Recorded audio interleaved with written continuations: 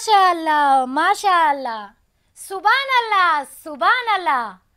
बाप रे बाप, मैं कितना ज्यादा बोले तो भी ना तेलंगाना सरकार दिए सो दावत इफ्तार के बारे में कमिच होता। तारीफ के काबिल है वो दावत।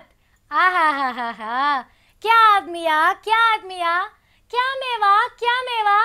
सीएम साहब तो शेरवानी में बहुत मजेदार इफ्तार दिए।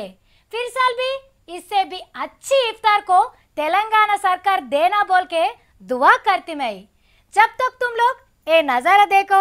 మన సర్కార్ తరపున హైదరాబాద్ నిజాం కాలేజ్లో చేసిన ఇఫ్తార్ దావతిలా డిప్యూటీ సీఎం మహమ్మద్ అలీ సారే అన్ని దగ్గరుండి చూసుకున్నాడు.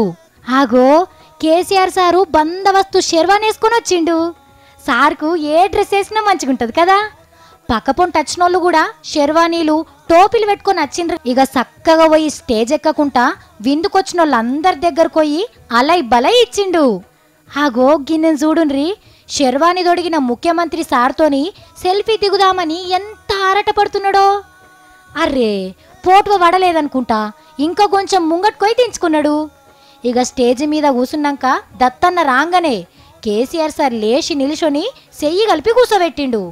ఇక ఓవైసీ సార్కైతే కూసున్న కాన్ నుంచి స్టేజి మెట్ల కాడికొయ్యి పైకి గుంజి చేతుల చెయ్యి కలిపి ఆడున్న కుర్చీని చూపెట్టి అందులో కూసోమ్మని చెప్పొచ్చిండు.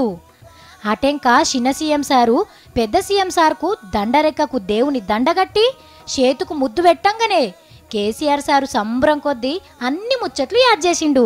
अल्लाह ने हमको तेलंगाना रियासत फरमाया।